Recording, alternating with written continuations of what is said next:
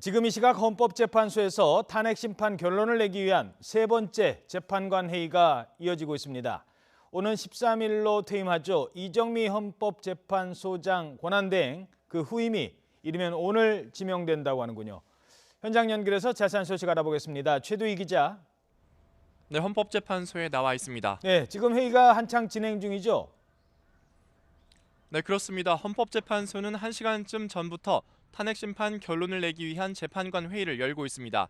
지난 28일과 어제 이어 세 번째 회의인데 평소와 마찬가지로 극도의 보안 속에서 비공개로 진행되고 있습니다.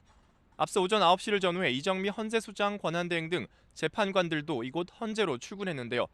헌재 정문 밖에는 오늘도 탄핵에 반대하는 사람들이 시위를 이어가고 있지만 경찰과 별다른 마찰은 빚어지지 않고 있습니다. 헌재는 재판관 회의에서 박 대통령 파면 여부를 결정하기 위한 법리 검토를 시작한 것으로 알려졌습니다. 앞서 헌재 관계자는 공식적으로는 평일 오전에 재판관들이 회의를 하지만 재판관들끼리 의견을 나누는 비공식 논의는 수시로 진행된다고도 했는데요. 이 권한대행의 퇴임일 등을 고려하면 재판관 회의는 앞으로 많아야 5차례 정도 더 열릴 것으로 보입니다. 오늘 회의에서도 재판관들은 박 대통령이 파면을 당할 정도로 중대한 위법 행위를 했는지를 놓고 의견을 주고받을 것으로 보이는데요. 주심 재판관인 강일원 재판관이 사건 쟁점에 대해 검토 내용을 요약 발표하면 나머지 재판관들이 각자 의견을 내는 방식으로 진행됩니다. 특히 이정미 권한대행 퇴임일인 오는 13일까지 이제 10일만 남은 만큼 평일에는 매일 회의를 열 예정입니다. 변론이 끝난 이후에도 국회 측과 대통령 측은 의견 보충서와 참고 자료 등을 이곳 헌재에 제출하고 있는데요. 이렇게 막판까지 자료 제출 경쟁을 벌이는 건 재판관들을 마지막까지 설득하기 위한 차원으로 풀이됩니다.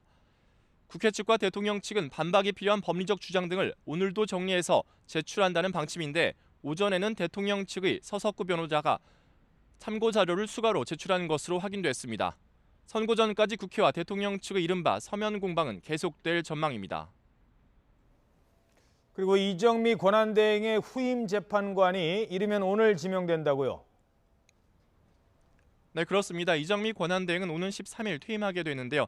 양승태 대법원장이 이르면 오후쯤 이 권한대행의 후임 재판관 후보자를 공개할 것으로 알려졌습니다. 다만 대법원에서는 구체적인 시기나 일정은 정해진 바 없다는 기존 입장을 되풀이하며 시기에 대해 조심스러운 입장인데요. 결국은 양 대법원장의 의중에 달린 셈입니다. 이 권한대행은 지난 2011년 3월 이용훈 당시 대법원장 지명으로 헌법재판관에 임명된 만큼 후임 재판관 지명 역시 대법원장의 몫인데요.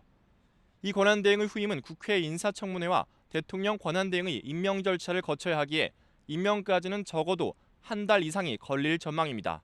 지금까지 헌법재판소에서 YTN 최두입니다.